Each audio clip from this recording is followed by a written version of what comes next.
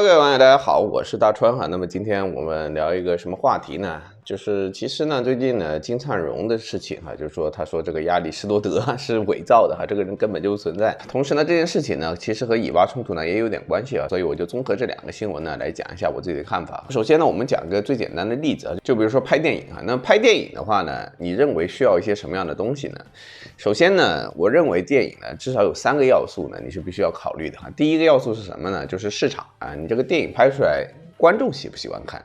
然后呢，观众的票房卖的好不好？但是呢，你光有市场可不可以呢？不可以啊。所以我们需要另一个要素，那就是资本啊。就是说，你开始拍电影的时候呢，你首先得要说服有一些有资本的人来投资你这个电影啊。你得写一个企划书，然后呢，写这个电影呢，我用了这个小鲜肉，然后呢，用了这个 IP， 然后呢，据说这个东西可火了，然后这个企划书交上去。也就是说，我们经常会说有一些电影为什么会说它特别烂呢？原因就在于它是资本方比较喜欢，但是观众可能不太喜欢啊。然后呢，除了这2个东西之外呢，你电影还需要个什么？你需要技术人才，就是你需要拍电影的那些专业的人才啊。你就比如说我们讲马前卒啊，他经常说这个电影这个拍的不好，那个拍的不好，然后他自己去拍一个广告呢，拍的就很烂。所以呢，像马前卒这些自媒体啊，他其实最多呢也就讨好了市场，也就是说有观众给他的那种风格买账。但是呢，你说让他拍出一个能上大荧幕的东西，他其实做不到，因为他没有得到资本的青睐，也没有得到人才啊，就是他自己也不会拍。所以呢，如果说电影是需要资本、人才还有市场这3个东西的话呢，我们告诉你哈，就是这个世界啊，其实呢也都是需要这3件东西。你作为一个国家，市场是什么东西呢？就是民主啊。你电影是最民主的一种表现了吧？你说 iPhone 或者华为这些面对消费市场的这些产品，它也是很民主的，就是你人民愿意拿了自己手上的钞票去投票。你不要觉得民主有1张选票那就叫做民主哈，你手上的钞票也是票啊，你也是去投票。他们能够得到你的投票的话，当然是做出了人民喜欢的东西哈。所以呢，为什么我会说我一直是一个民主派啊？就是这么个道理哈，就是你不可能抛弃市场，然后呢，工人阶级，然后呢，这个专业人才这一部分呢，就是共产党，就是说左派，就是说社会主义啊。不管是政治制度也好，不管是政府也好，不管是电影也好，不管是什么制造业也好，什么华为啊，什么这些火箭呢，这所有的东西呢都需要人才哈。而人才和市场呢，它不一定是统一的，就是有很多这个电影呢，你会发现就是有很多专业人士觉得它很好看，但是呢，人民不买账，觉得这个东西都看不懂啊。但是呢，只有他们才能够做出来东西，也就是说，你消费一个东西呢，是民众的特权，但是呢，你要把一个东西做出来呢，你不搞10年20年的努力，你这个东西是做不出来的。你不可能一个初来乍到的小毛孩就把这些电影里面那些细节都给它抠得完完整整。所以呢，一个电影不能缺少人才，那一个社会呢也不能缺少无产阶级。所以呢，共产党的政权呢其实是偏左派，然后呢，主要呢是站在工人阶级的角度去想问题的哈。所以呢，他不一定能够想到市场知道什么。最后呢，我们要讲的就是这个资本呢。你要知道，就是什么叫做资本呢？资本是这一个人一辈子积累的社会关系的总和，我是这么定义的。简单来讲，就是说他这一辈子在社会上得了多少的成就，然后冒了多少险，然后积累了那么多之后呢，他就会有资本。就比如说我们讲人到中年，家里有套房，有辆车，这个车和房是怎么来的？不就是你那么多年辛勤工作，然后存钱存出来的吗？那就是你的资本呢。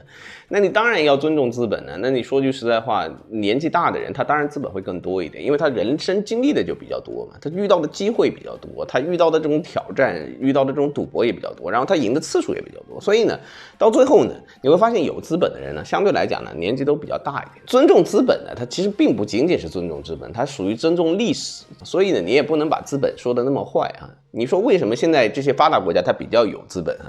这是因为资本主义社会开展之后，他们就一直在积累着他们的资本。共产党其实就是这个世界上最大的工会组织啊。但是呢，共产党还有包括什么工党啊、什么左派政党，在各个国家里面经历了各种挫折之后呢，他们其实就发现了一件事情啊，就是你不能够单纯站在无产阶级的角度，也就是工人阶级这边想问题啊，你还是要考虑资本和市场的问题啊。所以呢，到最后呢，就算是这个左派的政党呢，它其实也和资本和市场做出了一定的妥协啊，那就是我们现在讲的这个中国现在这个体制。所以呢，我虽然是一个支持民主的人，但是我的意思只是说，民主是这个社会的一个补充的部分，它不是一个主导。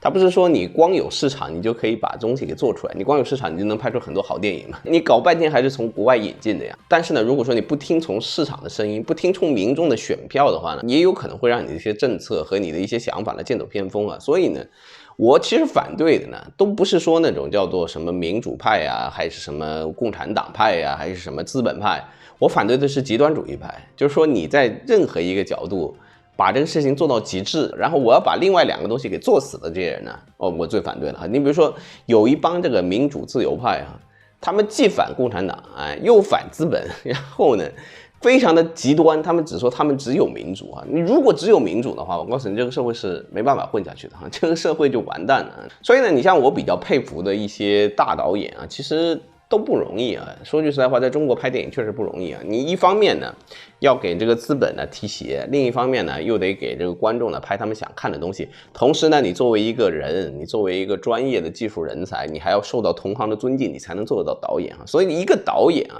实际上恰恰是能够得到资本的青睐，又能得到工人阶级的赏识，最后呢还能得到市场的买单，然后这样的导演呢才叫真正的名导演啊。你说比如说我们讲有一些什么张艺谋啊，还有包括什么陈凯歌啊，这些类型的导演呢，就是他能得到资本的青睐，然后呢也能得到他们自己业界里面的人的赏识，但是呢他们拍的电影终归是对吧，人民总是觉得有点问题啊。那陈凯歌是比较典型的，不管他的电影票房怎么样，反正评价都有很多是不好，除了霸王别姬之外啊。那换个角度来说，像郭敬明能得到资本的青睐，然后呢也能得到观众的买单，他那个电影的票房还可以，但是呢郭敬明有个什么问题，业内的人士都觉得他傻叉，对不对？你像那个什么尔冬升什么，看着他不尊重他。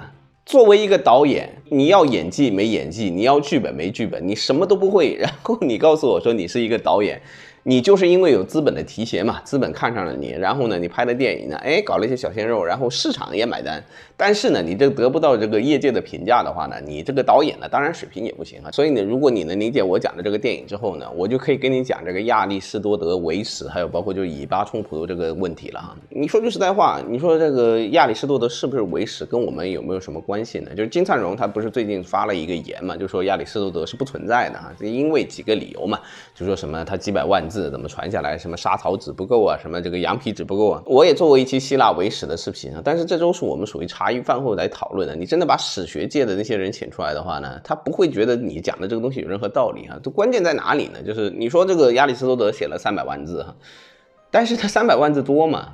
你要知道亚里士多德的著作都是翻译了好几次的，他不是说单纯的这个原本的东西流传下来哈。你要比如说我们讲论语啊，以论语举例子，论语一共是16400字哈，然后呢如果它翻译成英文的时候呢，它可能变成几十万字。为什么？就是你就算把论语翻译成现代汉语啊，它都可能会变成几万字。为啥？因为你要解释有很多东西你不知道它这个什么意思啊，然后你就要添加一些你自己的注释、你的解释啊。你比如说《论语》当中有一句话“有朋自远方来”啊，这个东西就很难理解，因为它上一句是什么？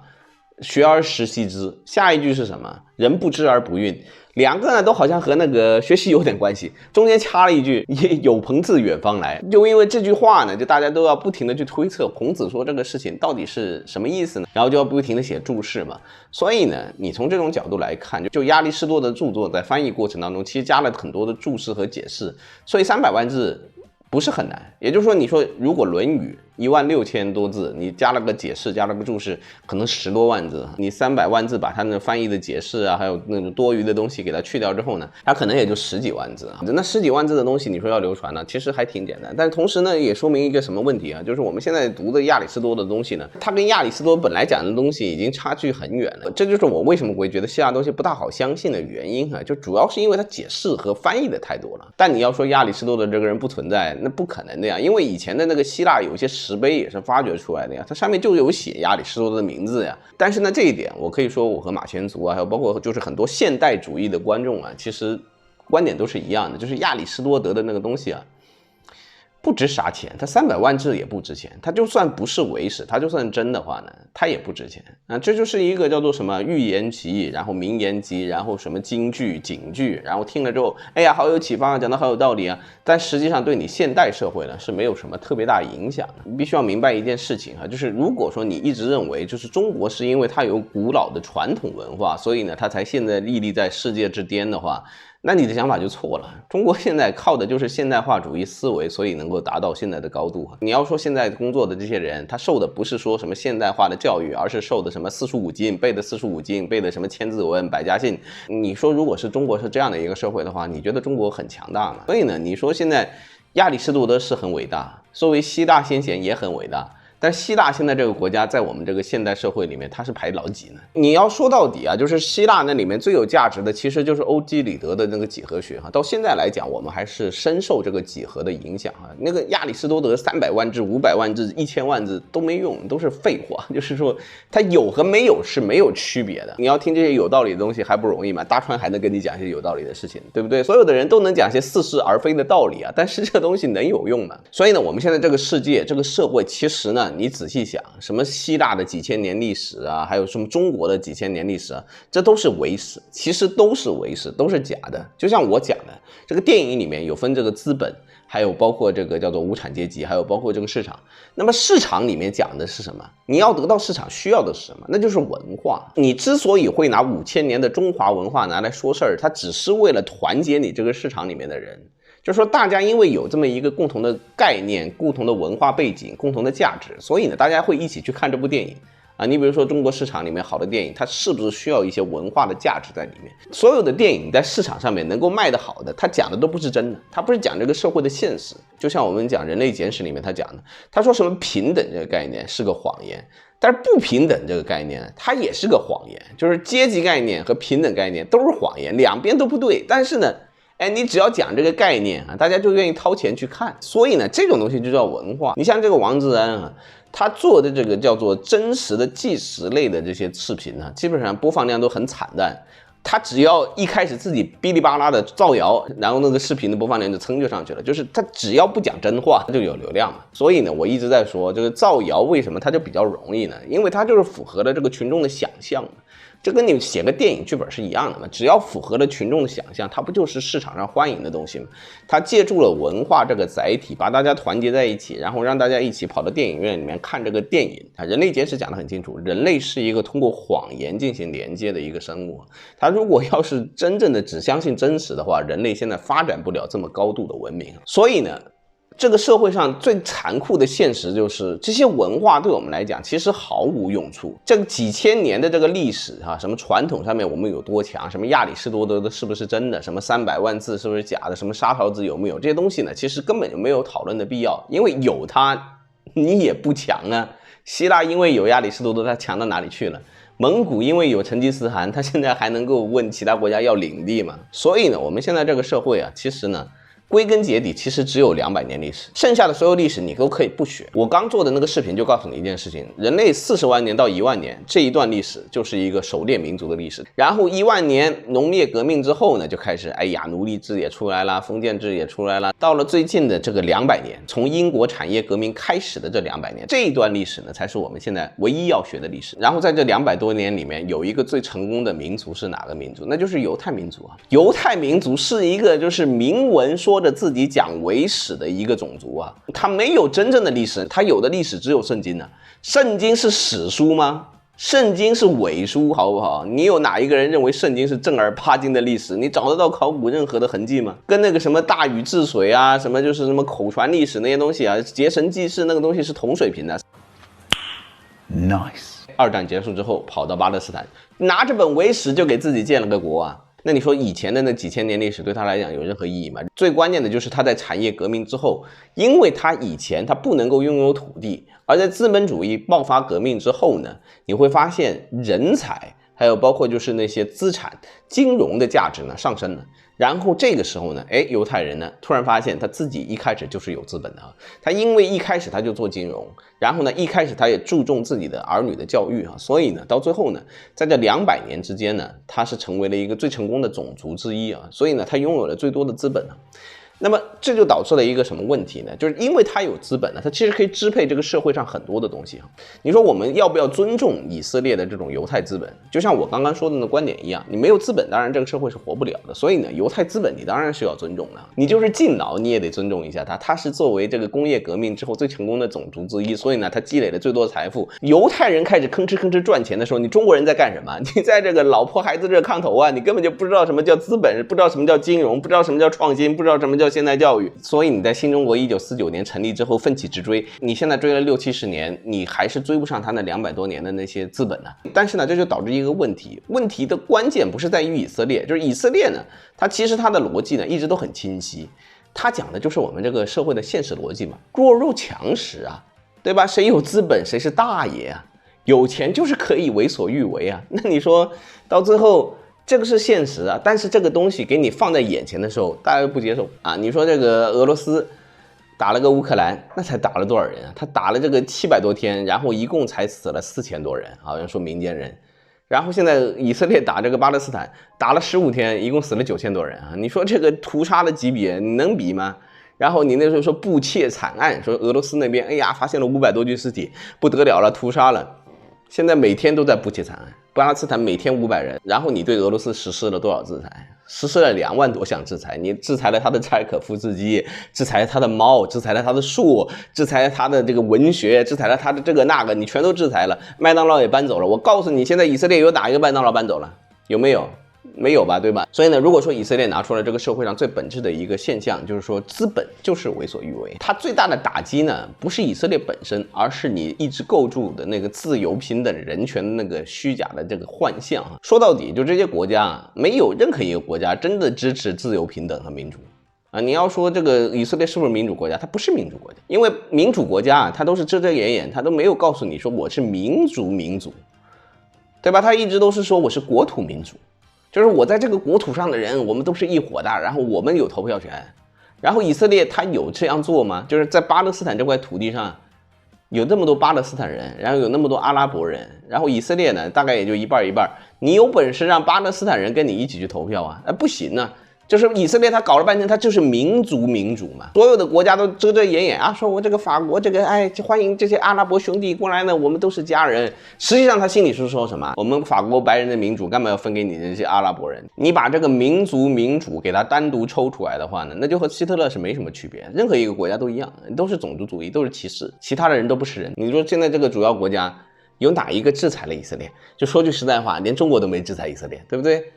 这不就是现实吗？你谁敢得罪犹太资本呢？所以呢，我就告诉你一件事情，以色列这个事情呢，其实对我们来讲是有利的。为什么？因为我们其实讲的也是这么个道理啊，就是说你不管做任何政治制度啊，你这个国家不够强，你这个科研不够行，你这个教育不够卷，你这个国家就不能够在这个世界竞争当中立住脚啊。这个逻辑其实是我们一直在讲的东西啊，但是很多人不信呢。我们讲他不信啊，以色列讲他就信了，所以呢，以色列帮我们这些人做了宣传。简单来讲，就是他把这个世界的这个最本质的这个原理告诉了你，有钱就是能够为所欲为，你喊什么喊？所以必须要说啊，自由、平等、民主呢，是我们这10年以来最流行的一部电影。以这个名义呢，我们现在团结了世界上几十亿的这个人口啊，但是现在呢，因为以色列的出现呢，实际上这几十亿的人口呢，就不能够再相信你的自由、平等、民主这些假话了。当时美国喊的那些叫什么？人权高于主权啊！你这个国家不能够践踏人权。你看以色列人权高于主权了吗？哪里有人权高于主权？你中国你现在被美国制裁，然后你跟美国关系不好，被美国归到了敌人这个方面的时候呢，你突然发现啊，外媒天天造谣中国，天天抹黑中国，然后呢，就跟当年造谣穆斯林和抹黑穆斯林是一样的。你现在才明白了，就阿拉伯兄弟的这种感受了吧？就为什么巴勒斯坦人他受到欺压，然后为什么那么多人感到愤慨啊？就是对着美国，对着他们那些讲的自由、平等、民主，实际上搞歧视、搞独裁，对那一套东西感到了深刻的厌倦。所以呢，我必须最后做一个结语啊，就是以色列呢给美国出了一个企划书，然后呢，这个企划书呢是要拍一个纪录片，就是2战之后的世界真实。